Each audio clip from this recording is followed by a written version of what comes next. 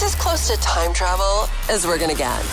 This Week in Music History with Marty Miller. I was just thinking, we say This Week in Music History, but really it's only 5 days. But that doesn't sound as fancy. 5 days of music history. Actually, maybe it does have a thing. I think it's 5 days, I've decided, because if we went any longer, the podcast would be longer than 10 minutes, and I don't want that. Get in, get the job done, hopefully tell you something that you didn't know, and off we go again.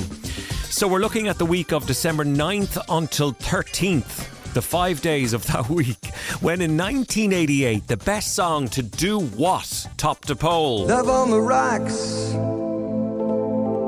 ain't no surprise. Love on Your Rocks. Bob Dylan in 2016 is honoured beyond his wildest dreams. I'm going to try to articulate that to you, and most likely it will go in a roundabout way. And Happy Mondays were in court despite Sean Ryder saying, be at your band, 24/7, 365. Except when it comes to reading the small print. They were in trouble this week in music history. Zipping through a week in a matter of minutes. This Week in Music History, the podcast. To 1967 is where we'll start, and the Doors were in New Haven in Connecticut. Before the show, a policeman found Jim Morrison and an 18-year-old girl in a shower backstage. So what happened was the policeman maced Jim Morrison, not realising he was Jim Morrison of the Doors. And of course, Jim told the story on stage. Telling the story here is the Doors keyboardist Ray Manzarek. He said, let me tell you what just happened to me downstairs. And, he tells the whole story about being maced, and their motto is protect and serve, and one by one they start to turn. And then Morrison saying, the little blue man in a little blue hat, the little blue pig. Oh, that got him, man.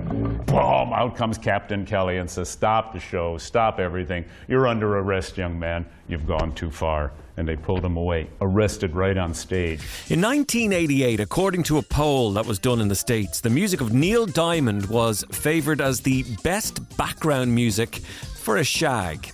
Beethoven was second. What? I suppose it's the big finish, isn't it? And Luther Vandross was voted third. Love on the rocks,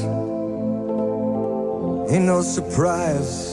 In 1965, 18-year-old David Bowie recorded Can't Help Thinking About Me in London, which was later released as a single under the name David Bowie with the lower third. I can't help thinking about me. I can't help thinking about me. I can't help thinking about me. Zipping through a week in a matter of minutes. This Week in Music History, the podcast. In 1973, if you were in New York, you probably wouldn't be very aware of it, but the reputation it would grow to have, the CBGB Club opened up. CBGB standing for Country, Bluegrass and Blues. It opened up on the Lower East Side in New York. Of course, it became home, strangely enough, to none of those things, country, bluegrass and blues, but home to American punk and new wave. Blondie, Television, Patti Smith, the Ramones. Here's Blondie drummer Clem Burke talking about the infamous venue. The great thing to do, like when we were in Europe, we would call collect. We reverse charges to the payphone at CB's. Yeah. And of course, back in the day, there was no record. The way they didn't know, you just like, okay, collect call from blah blah blah, and someone would be at the other end and pick it up and accept the charges. But because it was a payphone, no one was paying. 1971. Wow, what a time to be alive! When Benny Hill was number one on the singles chart with the innuendo-laden novelty song "Ernie, the Fastest Milkman in the West." This would be Benny Hill's only number one and Christmas number one hit of 1971. Now Ernie loved a widow, a lady known as Sue. She lived all alone in Lily Lane at number 22. They said she was too good for him. She was haughty, proud and chic. But Ernie got his cocoa there 3 times every week. They called him Ernie. And he drove the fastest milk cart in the West. 1982 this week, The Jam played their last ever gig as a band. They appeared in Brighton. Singer and guitarist Paul Weller went on to form the Style Council. From the last show.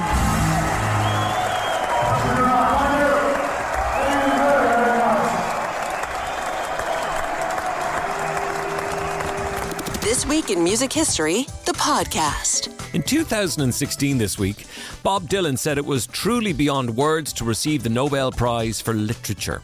In a speech read out on his behalf at the ceremony in Sweden, he said he thought his odds of winning were as likely as him standing on the moon. When I received the Nobel Prize for Literature, I got to wondering exactly how my songs related to literature. I wanted to reflect on it and see where the connection was. I'm going to try to articulate that to you, and most likely it will go in a roundabout way.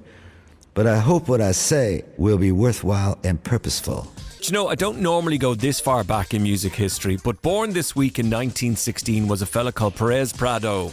Now, you may go, oh, the name is vaguely familiar, but if you watched television at any stage in this country, you'd probably know this music from an ad for Guinness.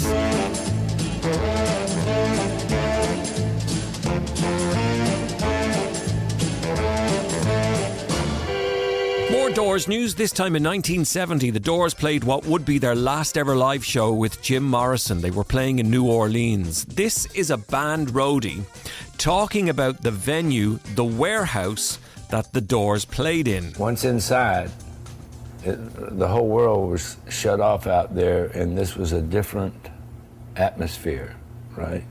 And for some reason, you didn't have to worry about the police. I don't know, I always call it like a big dope den. Back in 1999, Happy Monday singer Shaun Ryder was ordered to pay 160 grand to his ex-management team over a dispute in his contract. Wasn't a happy Monday or a Tuesday or a happy Wednesday. You know where I'm going with that. Ryder said that he was so high after a joint, he didn't bother to read the small print.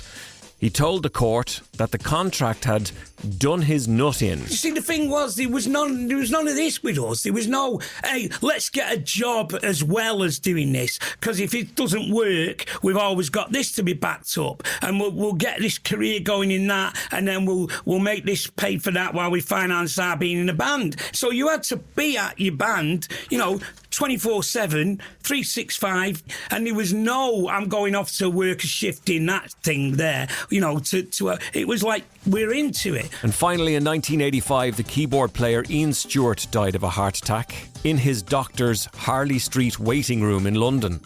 He was a co-founder of the Rolling Stones. He played on all of the Stones albums between 1964 and 1983. He also played piano on Led Zeppelin's Rock and Roll and Boogie with Stu from Physical Graffiti, but always felt a little underrated. I never get any credit for doing anything in this band, but it was me that rather got Mick Taylor in this. I mean, there wasn't really very many choices. It was going to be him, and my other choice was Ronnie Woods at the time. So Ronnie Lane said, "Oh, for Christ's sake, don't pinch him. He's we need him," sort of thing. And so I then thought about Mick Taylor, and Jagger didn't even realise who he was. And that is a look at This Week in Music History. We've just gone through December 9th until 13th. 5 days of musical history. We're branding a week. Till the next time. Zipping through a week in a matter of minutes. This Week in Music History, the podcast.